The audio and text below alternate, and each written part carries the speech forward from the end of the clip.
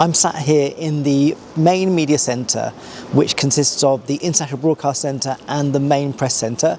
This is where you have a number of television broadcasters alongside the press, whether it's online or printed or radio, here to cover the games. So we're in a press workroom at the moment. Alongside us we've got the press conference rooms, we've got various studios that are set up by broadcasters, we've got camera operators that are sharing equipment and loaning it to the accredited media.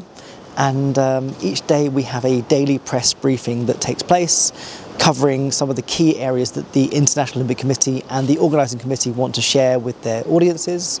Everything from food and beverage to Olympic solidarity. It is a daily reminder for the journalists what the Olympics is all about. It tells them stories about key components of the games, from the volunteers to the broadcast, but there's always a Q&A at the end, so journalists are able to ask questions.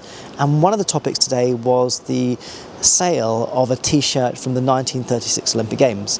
This is the games that's often described as the Nazi Olympics, and the t-shirt sales is controversial because you have people around saying that this is supporting and promoting what was described as the Nazi Olympics.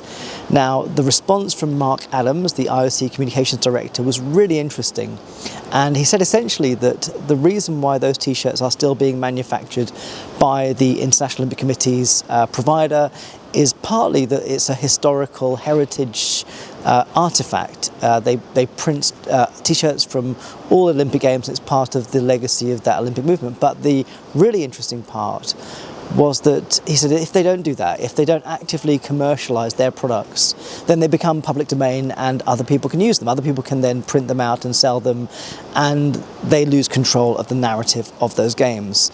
So the production of these t-shirts isn't just a commercial or historical strategy or campaign, it's also a way to make sure that it controls the narrative about those Olympic Games, which I think is fascinating.